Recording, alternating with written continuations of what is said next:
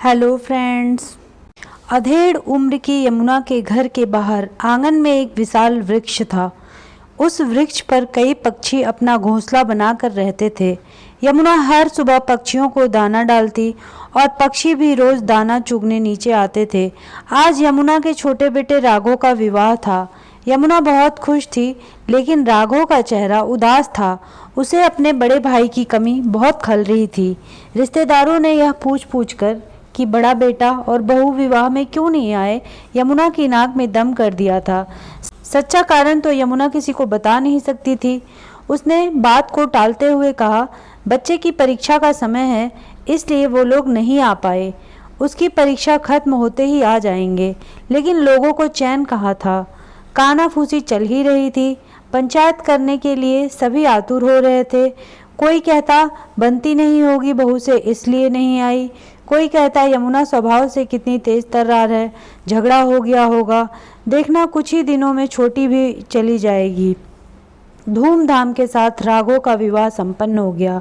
अपने भाई भाभी की कमी को महसूस करता हुआ राघव अपने साथ अपनी पत्नी को ब्याह कर घर ले आया। राघव घर की हर बात जानता था। छोटी से छोटी बात पर अपनी माँ और भाभी के बीच होने वाली तू मैं कैसे बड़े झगड़े का रूप ले लेती थी, उसे सब याद था। बात कभी बड़ी नहीं होती, उसे बड़ा बना दिया जाता था। इस तरह लगभग हर रोज ही घर में महासंग्राम छिड़ जाया करता था। राघव चिंतित था। वह सोच रहा था, माँ को तो वह बदल नहीं सकता, पिताजी हैं नहीं, वरना वह माँ को समझाते। उसकी पत्नी श्वेता का स्वभाव समझदारी, विनम्रता और सहनशीलता वाला होना चाहिए। वह श्वेता को जानता ही कितना था। कोई प्रेम विवाह तो था नहीं जो पहले से जाना पहचाना स्वभाव हो।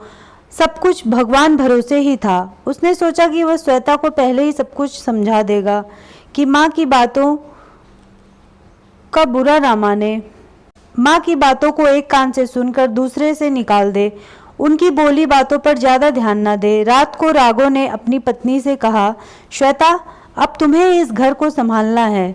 श्वेता ने बीच में ही प्रश्न कर दिया, भैया भाभी क्यों नहीं आए राघव? राघव ने बिना छिपाए श्वेता को सब सच सच बता दिया। श्वेता माँ और भाभी की आपस में बिल्कुल नहीं बनती। छोटी छोटी बातों में बड़े बड़े झगड़े हो जाते थे। किंतु एक दिन तो माँ ने सारी हदें पार कर दी। भाभी की गलती बस इतनी थी कि वह बिना नहाए ही रसोई में आ गई थी। माँ का पारा चढ़ गया और तू मैं से बात इतनी बढ़ गई कि माँ ने यह कह दिया जो उन्हें हरगिज नहीं कहना चाहिए था। ऐसा क्या कह दिया था माँ ने? माँ ने कहा, निकल जाओ मेरे घर से और मेरे मरते वक्त तक मुझे अपनी शक्ल मत दिखाना। भैया भी घर पर ही थे। उन्होंने माँ के पास आकर कहा, माँ आप क्या कह रही हो? अभी आप गुस्से में हो, शांत हो जाओ। माँ ने भैया को भी कह दिया, जोरू का गुलाम बना फिरता है, तू भी चला जा। भाभी रो रही थी, भैया भी रोने लगे, लेकिन माँ का गुस्सा कम नहीं हुआ। बस उसके बाद भैया भाभी ने अलग ही रहना उचित समझा। रोज रोज की कलह से वो दोनों भी उकता चुके थे। एक ही शहर में अलग होकर रहने से अच्छा भैया ने अपना तबादला ही करवा लिया। वह भी भाभी की तकलीफ कब तक यूं ही देखते रहते। थोड़ी गलती भाभी की भी थी। उन्हें वह काम नहीं करना चाहिए था जो माँ को पसंद नहीं था, किंतु वह भी अपनी ही चलाती थी। सहनशीलता की उनमें भी कमी थी। श्वेता ने बीच में कहा, हाँ राघव तुम सही कह रहे हो, ताली हमेशा दोनों हाथों से बजती है। श्वेता माँ के वो जहरीले शब्द भैया भाभी को सूल की तरह चुभ गए और उन्होंने घर छोड़ दिया। पता नहीं उन शब्दों के लिए आज तक माँ को पछतावा है या नहीं। श्वेता, कटु वचन तो तीर की तरह होते हैं, एक बार जीभ से निकल गए तो फिर वापस नहीं आते। जिसके दिल पर जाकर वह कटु वचन लगते हैं उसे ऐसा आघात पहुंचाते हैं कि उनका वह घाव नासूर बनकर ताउम्र उन्हें परेशान करता रहता है। भैया भाभी के साथ यही हुआ है। श्वेता, मैं तुमसे उम्मीद लगा रहा हूँ कि तुम माँ को संभाल लोगी। भैया भाभी तो चले गए, किंतु हम माँ को अकेला छोड़कर कहीं नहीं जा सकते। हमें हमेशा यहीं रहना होगा माँ के पास। क्या तुम माँ के गुस्से को अपने प्यार और सहनशीलता से काबू में रख सकोगी? राघव तुम चिंता मत करो, मैं पूरी कोशिश करूंगी कि सब कुछ संभाल सकूं। राघव, क्या माँ को अब भी इस बात का एहसास नहीं कि उन्हें इस तरह के शब्द नहीं कहने चाहिए थे? पता नहीं श्वेता, उनके दिल में क्या चल रहा है, किसी को कुछ बताती भी तो नहीं। मैंने कितनी बार उन्हें समझाया कि भैया भाभी को फ़ोन करके बुला लो, लेकिन वह अपनी जिद पर अड़ी हुई हैं। राघव और श्वेता कि पहली रात की शुरुआत इन्हीं बातों से हुई। उसके बाद सब कुछ भूलकर वो एक दूसरे में खो गए। दूसरे दिन सुबह उठकर श्वेता ने कहा, राघव, अच्छा हुआ तुमने मुझे सब कुछ सच बता दिया। अब मुझे माँ के साथ सामंजस्य बिठाना शायद थोड़ा आसान हो जाएगा। मैं वैसे ही सब करूँगी जैसा वह चाहती हैं। थैंक यू श्वेता, मुझे तुमसे ऐसे ही जवाब की उम्मीद थी। दूसरे दिन सुबह से ही श्वेता की संघर्षों से भरी जिंदगी की शुरुआत हो गई। उसने राघव को तो दिलासा दे दिया कि वह सब कुछ संभाल लेगी, किंतु उसके मन में तूफान उठा था। कई कई सवाल उठ रहे थे। वह सोच रही थी कि हे भगवान, यदि माँ का स्वभाव इतना तेज है तो कैसे निभाएगी वह। हफ्ते 15 दिन तक अपनी बहू पर प्यार बरसाने वाली यमुना धीरे धीरे अपने स्वभाव के असली रंग दिखाने लगी। बात बात पर टोकना, श्वेता के हर काम में कमी निकालना, उसके हाथों से बने भोजन का अपमान करना, सब शुरू हो गया। राघव की बात को ध्यान में रखते हुए श्वेता ने इस तरह की बातों पर बिल्कुल ध्यान नहीं दिया। इसी तरह चलता रहा। यमुना की हर तीखी बात को हंस कर सुन लेने वाली श्वेता अकेले में आंसू बहा लेती थी। सबके सामने फिर वही हंसता चेहरा लेकर आ जाती थी। धीरे धीरे समय बीतता गया। इतने अच्छे स्वभाव वाली बहू पाकर भी यमुना का स्वभाव नहीं बदला। उसमें एक बेटे बहू को खो देने के बाद भी कोई परिवर्तन नहीं आया। यमुना का व्यवहार दिन प्रतिदिन बिगड़ता ही जा रहा था, जिसके कारण श्वेता के धैर्य का बांध अब टूट रहा था। राघव पहले की तरह अब भी सब कुछ जानता था, जबकि श्वेता कभी भी उससे किसी तरह की कोई शिकायत नहीं करती थी। श्वेता के चेहरे की झूठी मुस्कुराहट ही राघव के समक्ष सारे राज खोल देती थी। कभी कभी श्वेता की आंखों में डबडबाए आंसू चोरी छिपे राघव को दिख जाते थे। तब राघव का मन बैठ जाता था। क्या करूं, कैसी परिस्थिति को सुधारूं, बेचारा समझ नहीं पाता था। यमुना हर रोज की तरह आज भी पक्षियों को दाना डालने आंगन में गई। पतझड़ का मौसम कुछ दिन पूर्व ही दस्तक दे चुका था। रात को काफी तेज हवा के साथ आंधी ने अपना रौद्र रूप दिखाया था। यमुना के बाहर आने से पहले शांति बाई आंगन की सफाई कर पत्ते बाहर फेंक चुकी थी। यमुना ने दाना डाले, लेकिन वृक्ष से कोई पक्षी नीचे दाना चुगने नहीं आया। तब यमुना ने अपने वृक्ष की तरफ नजर उठाकर ऊपर देखा तो उसका आज हरा भरा लहलहाता वृक्ष सूना दिखाई दे रहा था। धीरे धीरे पत्ते उसका साथ छोड़ गए थे।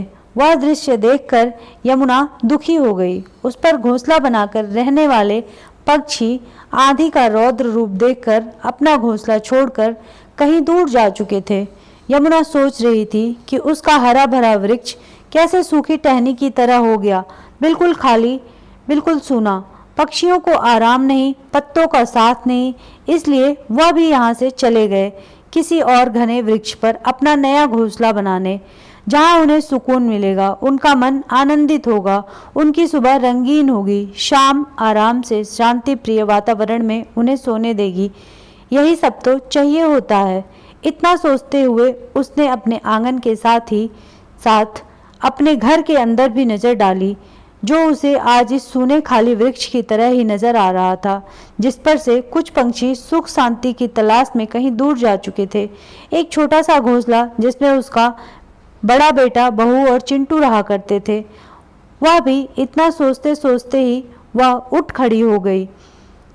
उसने फिर सोचा, यदि उसका छोटा बेटा और बहू भी नहीं, उसे अपने घर को हरा भरा रखना है, इस वृक्ष की तरह सूना नहीं करना है। आज पहली बार उसे अपने बड़े बेटे और बहू की कमी खल रही थी, उनकी याद सता रही थी। वह बेचैन हो रही थी। अपनी गलतियों का एहसास होते ही उसके बोझ तले यमुना का दम घुट रहा था। किस तरह अपनी बड़ी बहू को वह ताना मारा करती थी, बात बात पर अपमान करती थी, उसके हर काम में कमी निकालती थी, कभी उसे चैन से जीने ही नहीं दिया। आज वह यही सब अपनी छोटी बहू के साथ भी कर रही है। वह सोच रही थी, आखिर क्यों उसने ऐसा व्यवहार किया, क्यों बहुओं को बेटी जैसा प्यार ना दे पाई। पश्चाताप के आंसू उसकी आंखों से नीचे टपक रहे थे। उन्हें पोषने के लिए आज तो उसके पास एक बेटा बहू है, लेकिन यदि वे भी उसके गुस्से की आंधी के रौद्र रूप से घबराकर अपना घोंसला कहीं और बना लेंगे तो वह क्या करेगी। इस पतझड़ के मौसम में अपने पत्तों से बिछड़े सूने वृक्ष ने यमुना को उनकी गलतियों का एहसास करा दिया। आज दोपहर को जब वे सब खाना खाने बैठे तो आज पहली बार खाने का पहला कौर खाते ही यमुना ने कहा, वाह बेटा, सब्जी कितनी स्वादिष्ट बनी है, बहुत ही अच्छा खाना है। राघव और श्वेता एक दूसरे की तरफ अचरज भरी नजरों से देखने लगे। यमुना के मुंह से ऐसी बेशकीमती शब्द सुनकर श्वेता फूली नहीं समा रही थी। उसे अपने कानों पर मानो विश्वास ही नहीं हो रहा था। यमुना के मुंह से यह सुनकर उसे ऐसा लग रहा था शायद आज सब्जी बहुत ही ज़्यादा अच्छी बनी है, माँ कोई कमी नहीं निकाल रही। बहू बहू कहकर श्वेता को आवाज़ लगाने वाली यमुना आज दोपहर से उसे बेटा कहकर पुकार रही थी। अपनी माँ के अंदर आया यह परिवर्तन देखकर श्वेता बहुत खुश थी। आज दिन भर घर में किसी तरह की टोका टाकी नहीं हुई। घर का माहौल एकदम खुशनुमा था, सुकून था, शांति थी, आनंद था। ऐसा माहौल देखकर यमुना भी बेहद खुश थी। उसके मन में भी आज कोई तनाव नहीं था, क्योंकि वह आज अपनी श्वेता के कामों में कमी ढूंढने के बदले उसके काम की अच्छाइयाँ देख रही थी और ऐसा करके उसे बहुत ही खुशी महसूस हो रही थी। श्वेता के हर काम में यमुना मदद भी करने लगी, उससे अच्छी अच्छी बातें करने लगी। राघव अब हर रोज श्वेता को खुश देखता और खुद भी खुश होता। यह खबर बड़े बेटे और बहू तक भी पहुंच गई। राघव ने यमुना से कहा, माँ भैया का फ़ोन आया था, मिलने बुलाया है, सोच रहा हूँ 3-4 दिनों के लिए जाकर मिल आते हैं। यमुना ने कहा, रुक जाओ और जाकर सीधे फ़ोन उठाओ। आज अपना अहम छोड़कर, अपना स्वाभिमान छोड़कर उन्होंने अपनी बड़ी बहू को फ़ोन लगा दिया और कहा, हेलो। कुछ पलों के लिए फिर सन्नाटा सा छा गया। यमुना कुछ कह नहीं पा रही थी, लेकिन हेलो शब्द सुनकर अंजलि माँ की आवाज़ पहचान गई थी। उसी ने पहल करते हुए कहा, माँ। यमुना फूट फूट कर रोने लगी। उससे कुछ कहा नहीं जा रहा था। तब तक श्वेता भी वहाँ आ गई। अपने आप को संभालते हुए यमुना ने कहा, अंजलि बेटा, मुझे माफ़ कर दो। फ़ोन स्पीकर पर था। यमुना का बड़ा बेटा माधव भी वहीं पर था, वह भी सुनने लगा। अंजलि ने कहा, माँ आप ऐसा क्यों कह रही हो? नहीं बेटा, इस शादी में तुम्हारी तीनों की बहुत कमी लगी। मैं अपने गुस्से में बोले हुए शब्द वापस लेती हूँ। मैं तुम्हारा इंतज़ार करूँगी, यदि तुम मुझे माफ़ कर सको तो। पता नहीं मैंने ऐसा क्यों किया। मैं जानती हूँ ज़्यादातर गलती मेरी ही थी। तुम्हारे जाने के बाद भी मुझे यह एहसास नहीं हुआ, लेकिन अब मुझे अपनी गलतियों का पश्चाताप करने का एक मौका दे दो। नहीं माँ, आप ऐसा मत कहो, और प्लीज़ माँ, आप रोना बंद कर दो। गलती तो हमारी भी है, हमें भी आपकी गुस्से में बोली गई बात के कारण घर नहीं छोड़ना चाहिए था, पर जो भी हुआ सो हो गया। अब आगे हम सब जितना भी अच्छा कर सकते हैं ज़रूर करेंगे। हम आ रहे हैं माँ, आप सबसे मिलने। देखा, उसकी अंजलि के फ़ोन रखने के बाद उसने जैसे ही माधव की तरफ देखा, उसकी आंखों में आंसू छलक रहे थे। अंजलि ने कहा, प्लीज़ माधव मत रोना।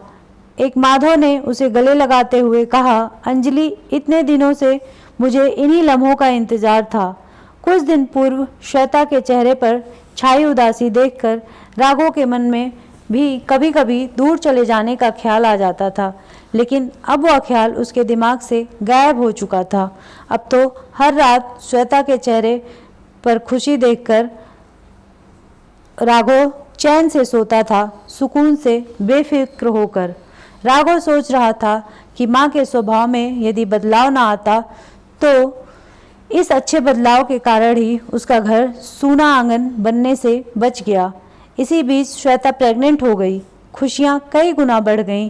बड़े बेटे बहू का आना जाना भी चालू हो गया। वह तो पास के शहर में थे, तो हर रविवार को घर चले आते थे। सब साथ में सुख और शांति से समय व्यतीत करते। इस तरह एक घर बिखरते बिखरते संभल गया। यमुना सोच रही थी, पतझड़ के बाद नई कोपलें फूट जाती हैं, वृक्ष तो फिर से हरा भरा हो जाता है, घोंसले भी बन जाते हैं, पक्षी भी चहचहाते हैं। लेकिन घर से यदि कोई जोड़ा अलग चला जाए तब तो उसका वापस आना लगभग असंभव ही होता है। वह आंगन फिर से वैसा ही हरा भरा कभी नहीं हो पाता। वक्त रहते वह संभल गई, इसलिए छोटे बेटा बहू उसके साथ हैं, वरना उसके घर पर ऐसा पतझड़ आता कि वह जीवन भर हरा भरा नहीं हो पाता। आना लगभग संभव ही होता है। वह आंगन फिर से वैसा हरा भरा कभी नहीं हो पाता। आंगन में बैठी यमुना आज अपने वृक्ष को निहार रही थी, जो फिर से हरा भरा हो गया था। नई कोपलें फूट चुकी थीं, पत्तियां बड़ी होकर शोर मचाना शुरू कर चुकी थीं, पक्षी घोंसला बना रहे थे। श्वेता ने भी एक बिटिया को जन्म दिया। घर में भी किलकारियां गूंजने लगीं। यमुना चिड़िया को चोंच में दाना लेकर जाती देख रही थी कि वह कैसे अपने बच्चे को खिलाती है। देखते देखते वह सोच रही थी कि कितने प्यार से हम अपने बच्चों को बड़ा करते हैं, हर दुख भी हंसते हंसते सह लेते हैं, लेकिन बेटे के विवाह के बाद क्यों हमारा मन इतना छोटा हो जाता है? यह एक ऐसा प्रश्न है जिसका जवाब वह खुद भी नहीं ढूंढ पा रही थी। धन्यवाद।